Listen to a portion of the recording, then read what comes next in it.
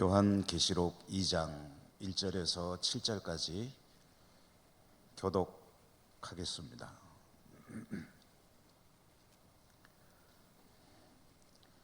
에베소 교회의 사자에게 편지하라.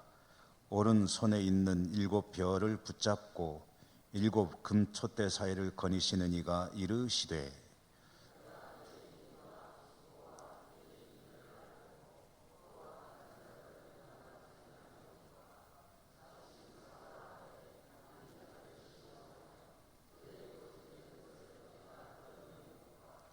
또 내가 참고 내 이름을 위하여 견디고 게으르지 아니한 것을 아노라.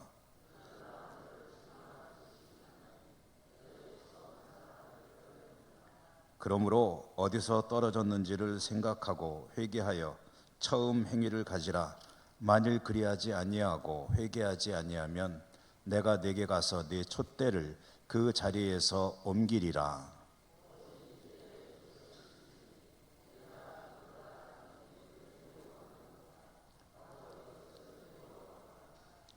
귀 있는 자는 성령이 교회들에게 하시는 말씀을 들을지어다.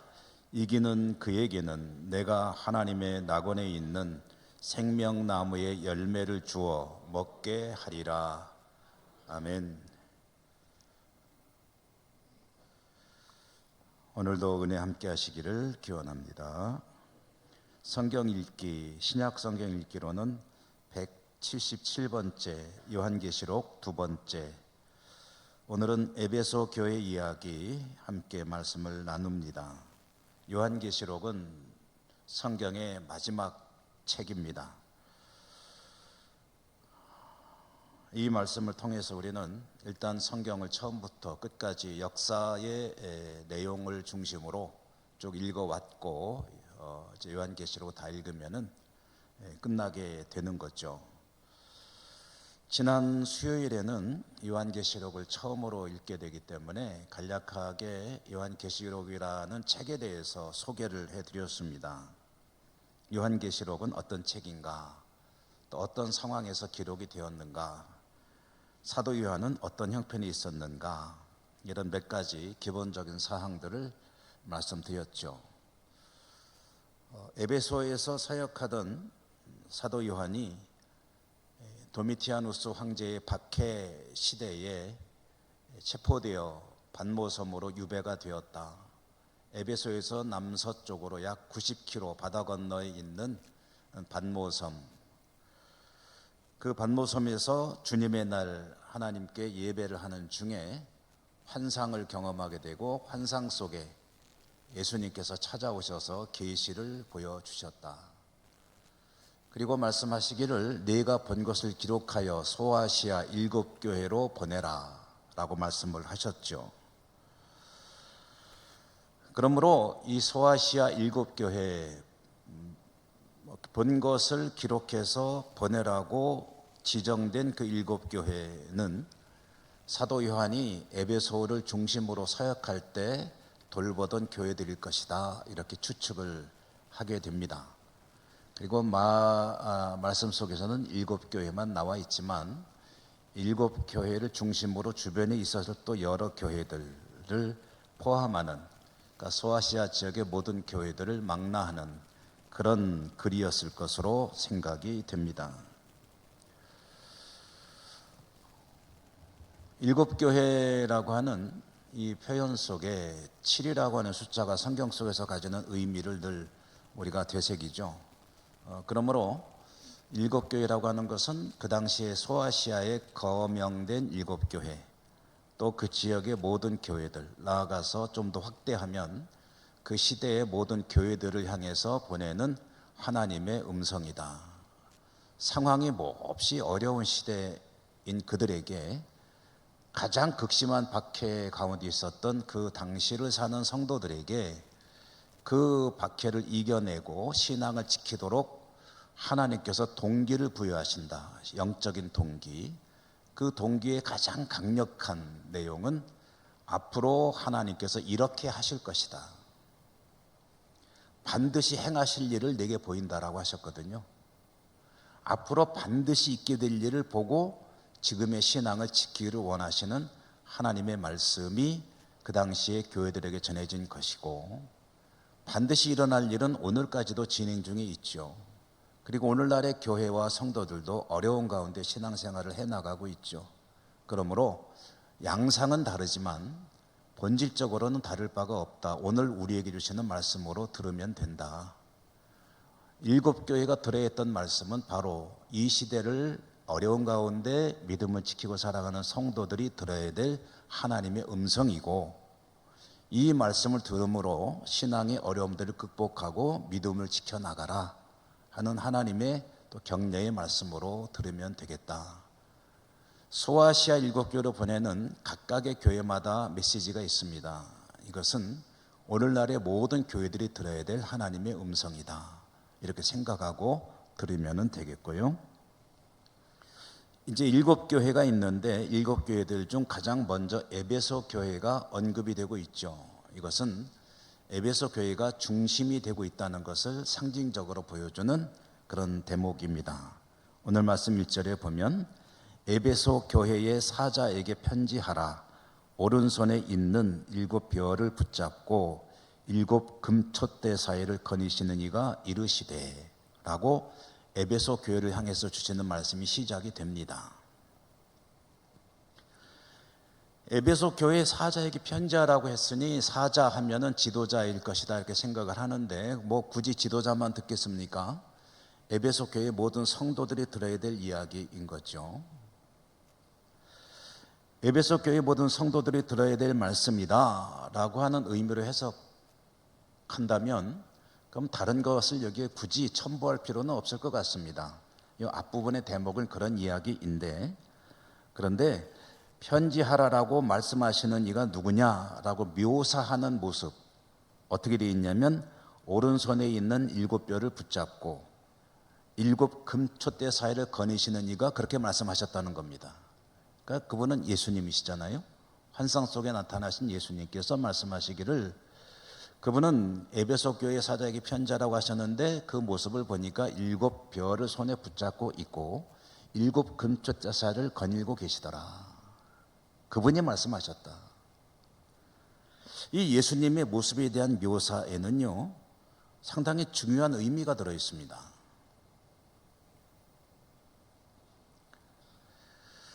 우선 예수님께서 오른손은 능력의 손, 권능의 손, 이 오른손에 일곱 벼를 붙잡았다라고 했는데, 이 일곱 벼는 그 일곱 교회의 지도자를 의미하는 것이다. 그러니까 예수님께서 일곱 개의 지도자들을 붙들고 계시고 일곱 금촛대는 일곱 교회를 가리키는 것이다. 그 교회들 사이를 왕래하고 거닐고 계셨더라. 그렇게 거닐고 계시는 그 예수님이 명령하셨다는 거죠. 자, 그러면 일곱 벼를 붙잡았다, 일곱 금촛대 사이를 거닌다라고 했는데 여기에 어떤 특별한 의미가 들어있느냐? 들어있습니다. 왜냐하면 우리말 성경에서는 굳이 우리들이 그렇게 잘 따지지 않는데요, 이 성경이 기록된 원래 말인 헬라어 성경을 읽어보면은 이 붙잡고 있다라고 하는 이 말, 그리고 거닌다라고 하는 이 말이, 여러분 이건 모르셔도 됩니다만은 문법으로 보면은 현재 분사형이라고 해가지고 영어로 보면은 ing입니다. 그러니까 무슨 뜻이냐면 그 일을 계속 하고 계신다는 뜻이에요. 그렇게 말씀하시는 예수님은 일곱 벼를 항상 손에 붙들고 계시고, 전에도 붙들었고 지금도 붙들고 계시면서 일곱 금촛대 사이를 전에도 거니셨고 지금도 거니고 계시는 그분이 말씀하시기를, 그러니까 과거부터 지금까지 계속 그 일을 하고 계시는 그분이 말씀하시기를, 이게 무슨 소리겠습니까? 교회 지도자들을 오른손에 권능의 손에 붙들고 계신다는 것은 굳이 교회 지도자라고 할 때 어떤 특정의 날 가리킬 필요는 없습니다. 교회의 중심이 되는 이들 또는 교회 성도들 전체를 가리키는 말로 이해해도 그리 잘못된 해석 아닙니다. 그러니까 모든 교회 성도들을 예수님께서 그의 권능의 손으로 붙잡고 계신다. 과거에도 붙잡으셨고 지금도 붙잡고 계신다. 그리고 이 교회들 사이를 계속해서 거닐고 계신다는 것은 두루두루 살피시면서 돌보고 계신다, 그런 뜻이 되겠죠. 지금 성도들과 교회는 속된 표현으로 죽을 지경입니다. 주님이 계시냐라고 외치는 이들도 있습니다. 하나님은 무엇이냐. 그런데 예수님 보니까 계속해서 교회를 붙들고 계시고 교회들 수위를 맴돌고 계시면서 지켜보고 계시더라. 이 말씀은, 이 표현은 두 가지 차원에서 이해를 해야 되죠. 그러므로 계속해서 예수님께서 붙들고 계시고 지켜보고 계심으로 힘을 내야 된다는 거죠. 믿음으로 힘을 내야 한다. 어렵고 고통스럽고 실망스러운 상황이 계속해서 닥쳐와도 예수님이 지금도 교회를 붙들고 계신다. 그리고 교회를 지켜보고 계신다. 그 곁에 계신다. 다른 말로 하면 항상 함께 계신다. 임마누엘. 그러므로 힘을 내야 된다는 거고요. 또 한 가지는 그렇게 계속 지켜보고 계심으로 그 예수님을 기억하면서 믿음의 힘을 내고 절제해야 되고 덕을 쌓고 예수님 보시기에 좋은 모습으로 나갈 수 있도록 사명을 감당해야 된다. 긴장도 좀 해야 된다는 거죠. 바른 기회로 설 수 있어야 된다. 자, 그분께서 말씀하셨다 하면서 이제 말씀하시는 메시지의 내용이 2절 이하에서 나오는데요. 2절과 3절에 보면은 에베소 교회를 칭찬하는 내용이 나옵니다. 여러분 요한계시록을 설교도 좀 많이 들어보셨고 읽기도 많이 하셨을 것이기 때문에 아시는 분들은 잘 아시리라 생각이 되는데, 7 교회를 향해서 예수님께서 하시는 말씀은 대체로 칭찬과 책망이 어우러져 있다, 섞여 있다. 물론 칭찬만 하는 교회도 있고 책망만 하는 교회도 있고 어떤 교회는 칭찬과 책망을 동시에 하는 교회도 있는데, 어쨌든 칭찬과 책망이 같이 섞여서 교회들을 향해서 말씀하신다, 예수님께서. 에베소 교회를 향해서도 예수님께서 하시는 말씀을 보니까 2절과 3절은 칭찬하는 내용입니다. 뭐라고 칭찬하시나 한번 볼까요? 2절과 3절 보겠습니다. 내가 내 행위와 수고와 내 인내를 알고 또 악한 자들을 용납하지 아니한 것과 자칭 사도라 하되 아닌 자들을 시험하여 그의 거짓된 것을 내가 드러낸 것과 또 내가 참고 내 이름을 위하여 견디고 게으르지 아니한 것을 아노라.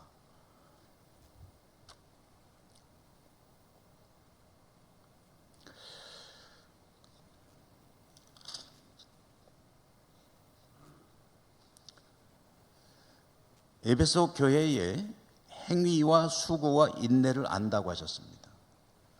행위와 수고와 인내. 근데 행위와 수고와 인내라고 세 가지로 표현했는데, 저는 읽다 보니까 이 내 행위를 안다고 하는데 그 행위의 내용이 뭐냐면 수고와 인내다, 이렇게 이해하는 것이 더 좋은 것 같아요. 내가 어떠한 일들을 했는지 내가 잘하고 했는데 내가 수고도 많이 했고 인내도 많이 했다, 이렇게 보면 된다는 거죠. 그러면 그들은 무엇 때문에 그렇게 수고하고 인내하는 행위를 했는가? 에베소 교회를 향한 이단들의 공격과 여러 가지 거짓 가르침들을 잘 대처해 나갔다. 그것들을 밝혀서 교회가 순수한 믿음의 진리들을 잘 수호했다, 지켜냈다. 사이비 이단의 공격인 거죠. 사이비 이단의 공격은 교회 내적으로는 영지주의적인 공격들이 밀려 들어오고, 교회 외부적으로는 에베소 교회 하면은 에베소라는 도시 있지 않습니까? 사도행전을 공부할 때 기억하시는 분들이 계실지 모르겠는데, 에베소라는 도시에는 아주 광적인, 그런 열정적이고도 열광적인 그런 여신에 대한 숭배하는 분위기가 아주 대단한 그런 도시입니다. 아르테미스라고 하는 여신을 섬기는데, 그 아르테미스 여신을 섬기는 신전은 고대 사회의 7대 불가사의 중에 하나일 것으로 알려지고 있습니다. 지금 그 건물은 전해지지 않고 있습니다. 무너졌다고 하지만 상상을 통해서 복원해본 아르테미스 여신을 섬기는 신전의 규모는 어마어마했기 때문에 이집트 피라밋과 같이 비견되는 그런 고대 사회의 7대 불가사의 중에 하나일 정도로 에베소라는 도시에서 아르테미스 여신, 성경에는 아데미라고 나오죠. 아르테미스 여신을 섬기는 그 열정이 대단했다. 그러니 그 아르테미스 여신을 섬기는 사람들이 이제 이상한 신을 와서 이야기하고 섬기는 이 교회를 향해서 곱지 않은 시선으로 바라봤을 것은 뻔한 것이고, 그리고 압력이나 핍박도 대단했을 것으로 어렵지 않게 짐작할 수 있는 거죠. 내부적으로 이단들의 공격, 외부적으로 사회적인 그런 폭력과 압력들, 이런 것들로부터 진리의 말씀을 붙들고 교회 안팎의 이단과 여러 가지 핍박으로부터 견뎌내고 인내하고 그리고 교회의 순결을 지켜온 에베소 교회, 칭찬드릴만 하죠.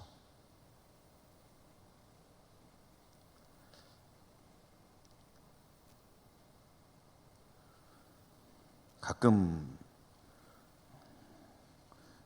그 이단들이 교묘하게 교회에 침투해가지고요, 1명, 2명 이런 식으로 가서 등록해서 그 교회 교인이 되고, 안에서 가장 열심히 교회를 섬기는 성도인 듯이 신앙생활을 하다가 이제 본색을 드러내가지고 교인들을 이간시키고 분열시키고, 여러분 많이 보셨겠지만 가장 전형적인 방법이 목회자와 성도들을 이간질하는 겁니다. 목사에 대해서 계속 불만을 토로하고, 그 다음에 어떤 사실에 대해서 근거 없는 소문을 퍼뜨리고, 그래서 성도들로 하여금 목회자를 배격하게 하고, 그래서 막 그 분열을 일으킨 다음에 결국은 그 교회를 나중에는 이제 접수하는 그런 수법들,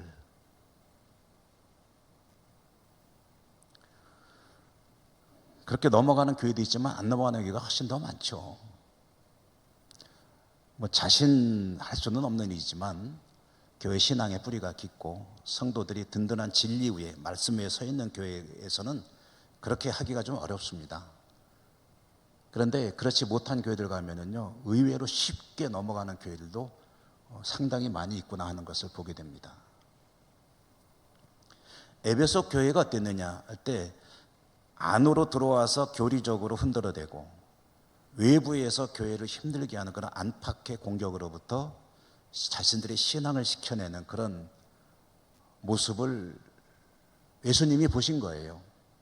계속 그 주위를 맴돈다고 그러셨잖아요. 그 보시고 그것에 대해서 칭찬하는 겁니다. 에베소 교회에 이걸 써서 보내라 할 때, 너희가 참 잘했다, 수고했다, 너희 행위와 수고와 인내를 내가 잘 안다. 교회에 침투해서 성도들의 신앙을 흔들어대던 이단에 대해서는 6절에 오늘 말씀 우리가 읽었죠. 6절에 보면 간략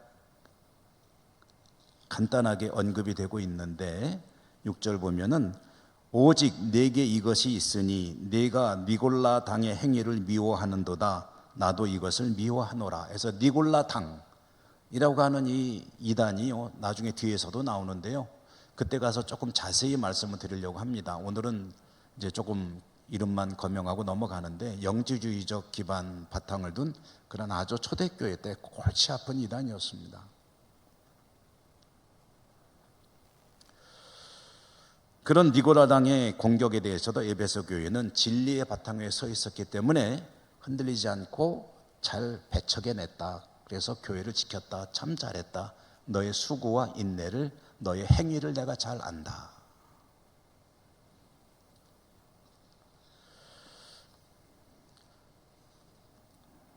그리고 여기서 끝나면 참 좋을 텐데, 그런데 이제 한 말씀 더 하세요, 예수님께서. 그러나 4절과 5절입니다. 4절과 5절. 4절 5절 한번 읽어볼까요? 시작. 그러나 너를 책망할 것이 있나니 너의 처음 사랑을 버렸느니라. 그러므로 어디서 떨어졌는지를 생각하고 회개하여 처음 행위를 가지라. 만일 그리하지 아니하고 회개하지 아니하면 내가 네게 가서 네 촛대를 그 자리에서 옮기리라. 아멘. 자, 여러분, 에베소 교회가 책망도 듣죠. 뭐 때문에 책망 들었습니까? 간략히 그 대목만 찾아보면 너희 처음 사랑을 버렸느니라.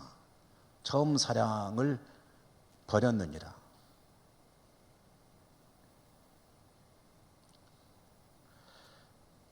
처음 사랑을 버렸다고 하니까 교회가 사랑이 없는 교회가 되었다. 주로 이 대목을 보통은 형제 사랑이라는 개념으로 이해들을 많이 합니다. 그래서 어떻게인지 이 대목을 해석하냐면, 교회가 이단 사이비와 싸우고 외부의 공격에 대처하면서 대적하다 보니까 얼마나 지독한 존재들입니까? 지독한 존재들과 대적하다 보니까 교회도 독해졌다는 거예요. 교회가 경직이 됐다는 거예요. 제도화되고 조직화되고 뭔가 결속을 다지고 하면서 그렇게 해서 대처하는 것은 잘 됐는데, 그 와중에 교회가 어떻게 됐냐면은 딱딱한 조직체가 되어버렸다. 생명의 유연성을 상실하고. 그래서 이 처음 사랑을 잃어버렸다니까 이제 이단으로 판명된 사람을 쫓아내고, 그러다 보니까 교회가 너무 좀 엄격해지고, 그래서 그것을 처음 사랑을 잃어버렸다라고 표현했다고 해석을 하는데, 그런 의미가 없는 것은 아니겠지만 그것은 적절한 해석은 아닌 것으로 보여집니다. 그 얘기는 아니다, 여기서 말씀하는 게. 이 처음 사랑이라는 말의 핵심은 형제들 간에 서로 사랑하지 않는다라는 이야기는 아니다. 그것은 당연히 포함되는 거고, 그보다 좀 더 넓은 개념이다.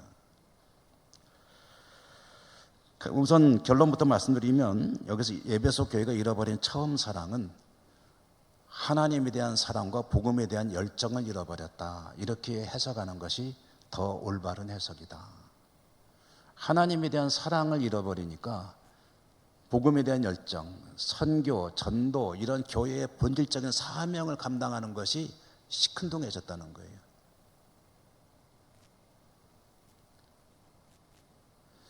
이 에베소 교회는 여러분, 우리가 사도행전을 쭉 읽으면서 비교적 많이 다룬 교회고, 에베소서도 간략하게지만 봤는데요, 사도 바울이 설립한 교회죠. 사도 바울이 1차, 2차, 3차 선교여행을 하면서 중심으로 삼고자 했던 교회들의 모습이 노골적으로 표시는 안 되지만, 그러나 읽다 보면은 은연중에 보이는 대목이 있습니다. 그건 뭐냐면, 동쪽으로부터 따져보면 안디옥이 있고, 그 다음에 에베소가 있고, 그 다음에 고린도가 있고, 그 다음에 로마가 있습니다. 이게 동쪽으로부터 쭉 서쪽으로 가면서 이어지는 일종의 벨트입니다. 중심 도시. 안디옥이 처음 선교센터로 출발했죠. 그 다음에 소아시아, 지금의 튀르키예에 있는 에베소, 그 다음에 바다 건너 서쪽으로 가면은 지금의 그리스에 있는 고린도, 그리고 고린도에서 바다 건너에 이태리에 있는 로마, 이 네 개의 벨트, 도시가 벨트를 이루고 이 일종의 네트워크가 돼가지고 중간중간에 있는 도시들과 함께 이 지역을 복음화하는, 그것이 사도 바울이 가지고 있는 선교의 어떤 일종의 비전입니다. 그리고 그것이 이제 좀 더 확산된다면 로마에서 더 서쪽으로 가가지고 서쪽 끝에 있는 스페인까지 가는 것, 이것이 바울의 원대한 선교 계획이거든요. 그 에베소는 그러므로 사도 바울이 굉장히 중심 도시죠. 그러므로 2년 이상, 거의 3년 가까이 머물면서 여기에서 목회를 하고 선교 활동을 했는데요, 말씀드린 대로 이 에베소라는 교회는 환경이 참 쉽지 않습니다. 다 마찬가지지만, 고린도는 고린도대로 어려움이 있지만 에베소는 그 아르테미스 여신을 섬기는 분위기가 너무나도 열광적인 것이기 때문에 거기서 고발도 당하고 참 많은 어려움을 겪지 않습니까? 사도 바울이 나중에 자신의 서신서에서 밝히는 그런 죽음의 고비를 넘겼다라고 할 때 그 죽음의 고비를 넘긴 도시가 에베소일 것으로 봅니다. 이런 도시에서 살아남은 에베소 교회의 하나님에 대한 믿음, 그 열정, 그리고 에베소가 중심이 돼서 그 지역을 복음화하는 그런 선교센터로서의 어떤 역할, 이런 걸 생각하면은요, 에베소 교회는 대단한 교회였다는 거죠. 마치 우리 예천교회가 예천 지역의 중심교회로서 사명을 감당하려고 애쓰는 것처럼, 그렇게 내부적으로도 대단하지만 외부적으로 활동을 많이 했던 에베소 교회가 어느 날 보니까 이단의 공격으로부터 교회를 지키고 외부의 압력으로부터 스스로를 방어하는 것은 잘했는데, 그래서 안에서 거짓된 자들을 색출해내고 그것들로부터 교회의 순수성을 지키는 일은 잘했는데, 어느 날 보니까 사랑이 없어졌더라 하는 것은, 형제 사랑이라는 것은 당연한 것이고요. 뭐냐면은 그 교회의 본질에 대한 어떤 모습들이 사라져버린 화석화된 교회가 되었더라. 조직화된, 제도화된, 그래서 뭔가 짜임새는 있어서 좋아진 것 같은데 사실은 하나님을 향한 열정, 선교에 대한 열심, 과거에 가지고 있던 그런 하나님 보시기 좋으신 모습들은 상당히 많이 퇴보하고 있더라. 그게 처음 사랑을 버렸다는 말씀의 속뜻이다, 이런 이야기입니다.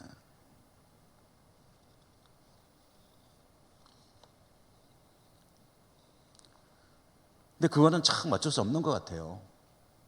이것은 뭐 단지 에베소 교회 문제만은 아닙니다. 모든 교회들이 들어야 될 이야기라고 했잖아요.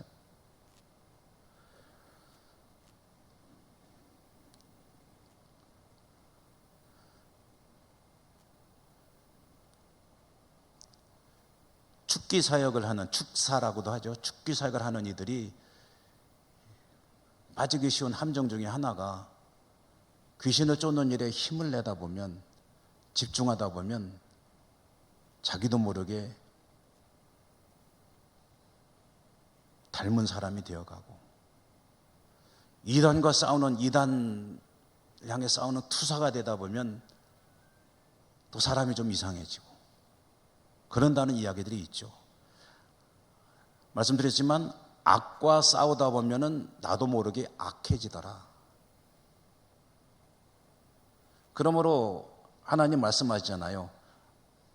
악으로 악을 이기려고 하지 마라. 악으로 악을 대처하지 마라. 선으로 악을 이기라. 나도 모르게요, 혈기가 나고 화가 나고 막 악하고 독한 이들을 상대하다 보면 닮아가는 거예요. 나도 모르게. 사람이 독해져요. 안에 혈기만 가득 차게 돼요.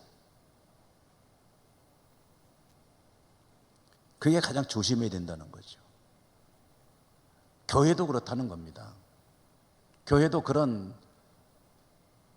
뭐 적절한 예가 될지 모르겠는데요, 일제강점기를 지나고 해방이 되었을 때 교회가 많은 죄를 지었고 그 중에 가장 오점으로 남아있는 게 신사참배를 결의한 거 아닙니까? 대한예수교 장로회 총회가. 한경직 목사님도 그래서 템플턴 상이라고 하는 이제 종교계의 노벨상이라고 하는 그런 상이 있죠. 그 받는 자리에서 나는 이 상을 받을 자격이 없다 고백을 했잖아요. 나는 신사참배한 목사다. 평생을 회개하며 겸손하게 살려고 노력하고 있는 그 모습 보인 것이죠. 그런데 그때 정말 훌륭한 분들은 신사참배를 하지 않고 주계철 목사님 같은, 그게 갇혔다가 순교한 분들도 있고 갇혀서 옥고를 치르다가 나온 분들이 있어요. 근데 이 나오신 분들은 얼마나 훌륭하고 신앙의 절개를 지킨 분들입니까? 근데 이분들이 나와가지고 그 다음에 하는 일들이 그동안에 남아있던 교회들을 정죄하고 비판하기 시작하는 거예요. 나중에 뭐라고까지 했냐면은 기존의 교회들은 싹 다 없애버리고 새로 교회 건설해야 된다. 그러니까 본인들이 정말 독하게 신앙을 지켜냈거든요. 얼마나 훌륭합니까? 그런데 해방이 돼서 나와가지고 하는 일이 뭐냐면 기존 교회들 전부 다 말하자면 상대할 가치가 없는 그런 교회가 아닌 존재로 다 묶어가지고 비판하고 부인하면서 자신들만이 참된 교회다라고 하면서 그 처음에 밖에 있던 분들이 그걸 좀 잘못했으니까 기가 죽죠. 그래서 그냥 그걸 묵묵히 참고 견디다가 나중에는 이제 또 똑같이 싸우게 되는 거예요. 하도 막 그냥 정죄 비판을 하니까. 우리 그러면서 또 장로교의 한 파가 이제 떨어져 나가고 교회가 분열되는 하나의 원인이 되고 하는데요. 구체적으로 교단 이름을 말하진 않겠습니다만은 잘못했죠. 혼나야죠. 그렇지만 그렇게 계속해서 정죄하고 비판만 하는 것이 또 옳은 일이냐? 그만큼 독해진 거예요. 대화가 안 되고 타협이 안 되고 그냥 결국은 그렇게 분열이 되고 마는 거예요. 과연 그게 하나님께서 원하시는 것일까? 에베소 교회는 이단과 핍박에 맞서 싸우다 보니 교리적으로 신앙의 중심을 지켜내는 데는 성공했는데 그만큼 독해집니다. 경직됩니다. 마음의 여유가 없습니다. 사랑을 잃어버립니다. 그리고 쉽게 말하면 툭하면은 비판하고 정죄하고 그러면서 교회는 참 힘들어지는 거죠. 이단 사설을 철저히 배격하고 외부의 압력으로부터 교회를 지키는 것에 대해서 최선을 다하는 거야. 누가 부인하겠습니까? 당연히 해야 될 일이죠. 그런데요, 극단적으로 이야기해 본다면, 여러분 오해하지 마시고 드십시오. 극단적으로 말해 본다면 이단 사입이 척결을 하는 거 중요하지만, 그러나 교회가 본질을 잃어버리면서까지, 사랑의 공동체의 모습을 잃어버리면서까지 하나님 앞에 지켜야 될 가장 중요한 모습들을 버리면서까지 어떤 이단적인 요소들을 몰아내고 또 스스로를 지키는 일에 더 몰두한다면 그건 앞뒤가 바뀐 거라고 할 수도 있습니다.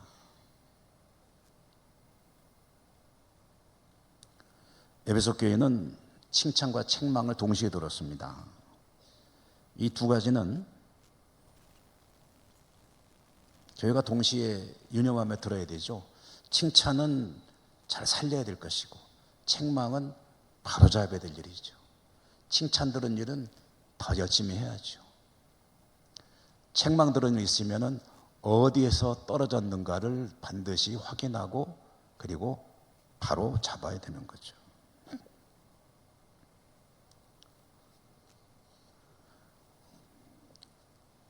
물론 균형도 중요합니다. 오늘날 교회가 잃어버렸다고 하는 것들 중에 권징의 모습이 사라졌다 이런 얘기를 많이 합니다. 제가 요즘에 가끔 이제 우리 교회 당회록을 좀 이렇게 들여다보곤 하는데요. 50년대 이렇게 기록된 당회록을 보면은 좀 느끼는 것 중에 하나가 그거예요. 참 이때는 권징을 많이 했구나. 그 상당히 많이 기록이 되어 있습니다. 아무개에게 권면하고 이러도록 지도했다는 이야기, 시무정지하도록 했다는 이야기. 근데 그게 당회록에 상당히 많이 기록이 되어 있어요. 요즘에는 사실 그런 권징을 많이 안 하거든요. 그 모습을 보면서 제 마음속에 그런 생각이 드는 거예요. 요즘도 이렇게 한다면은 상당히 좀 판문이 좀 일지 않겠는가. 시대가 많이 변했기 때문에. 그런데 과거에 우리 믿음의 선조들은 상당히 엄격했구나.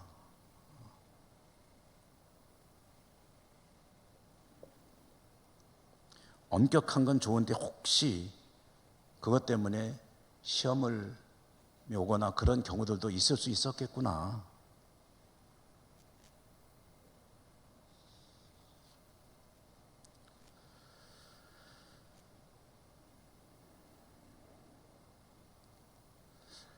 에베소 교회가 형제 사랑을 잃었고 나아가 복음에 대한 열정, 선교적인 마인드가 사라지게 되고 또 무엇보다도 교회의 본질이 옅어지는, 희석되어지는 그런 상황으로 갈 때 예수님께서 늘 그걸 지켜보고 계시죠.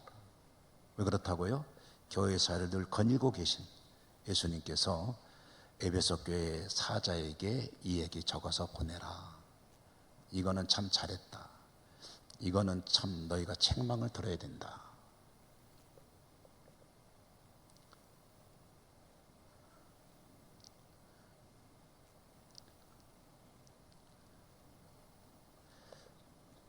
(7절) 말씀 보면은 이제 에베소 교회를 향한 결론의 말씀이죠. 7절 말씀 같이 한번 읽어볼까요?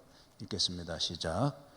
귀 있는 자는 성령이 교회들에게 하시는 말씀을 들을지어다. 이기는 그에게는 내가 하나님의 낙원에 있는 생명나무의 열매를 주어 먹게 하리라. 아멘. 자, 이렇게 이제 에베소 교회를 향해서 말씀을 칭찬과 책망을 하시면서 결론적으로 주시는 말씀은 귀 있는 자는 성령이 교회들에게 하시는 말씀을 들으라. 여러분, 귀 있는 자라고 하는 말씀이 나올 때마다 제가 꼭 해석을 해드리죠. 귀가 없는 사람 없죠. 이것을 또 감각이라는 측면에서 보면은 청각, 청력이라고 이해할 수도 있겠죠. 근데 성경에서 나오는 귀 있는 자라는 표현은 아주 확실한 의미를 가진다. 이게 뭐냐면 말씀을 읽든 듣든 말씀을 받은 이들은 그 말씀을 행하는, 지키는 일에 힘써야 한다. 그 말씀을 지키는 것을 귀 있는 자라고 하는 겁니다. 말씀을 듣기만 하고 행하지 않는 자는 귀 없는 자가 되겠죠. 귀 있는 자에 대한 얘기가 어저께 지난 수요일에 보았던 1장 3절의 말씀입니다. 1장 3절의 말씀, 여러분 성경 가져오시면 한 페이지 앞으로 넘겨보시고 3절 같이 한번 읽어보죠. 3절 읽습니다. 시작. 이 예언의 말씀을 읽는 자와 듣는 자와 그 가운데에 기록한 것을 지키는 자는 복이 있나니 때가 가까움이라. 아멘. 지난 수요일에 말씀드렸죠. 읽는 자나 듣는 자란 얘기는 과거의 교회에는 문맹들이 많으셨어요. 글을 못 읽는 이들이 대부분이란 말이죠.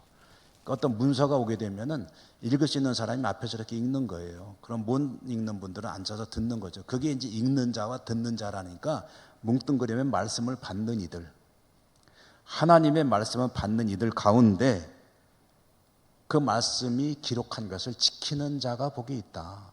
그가 바로 귀 있는 자라는 겁니다.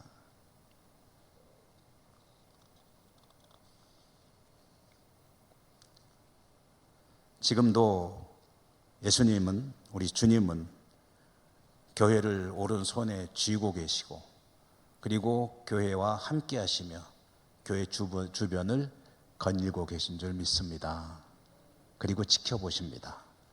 그 주님 앞에 개인적으로 또 우리 교회 공동체가 칭찬 많이 듣는 그런 교회 성도가 될 수 있기를 주님 이름으로 축복합니다. 은혜로우신 하나님 감사합니다. 주시는 말씀 들었습니다. 듣기만 하는 자 되지 말게 하시고 행하여 하나님께 인정받고 칭찬받고 축복받는 귀 있는 자로 살아갈 수 있도록 은혜 더하여 주옵소서. 예수님 이름으로 감사하고 기도드립니다. 아멘. 292장입니다.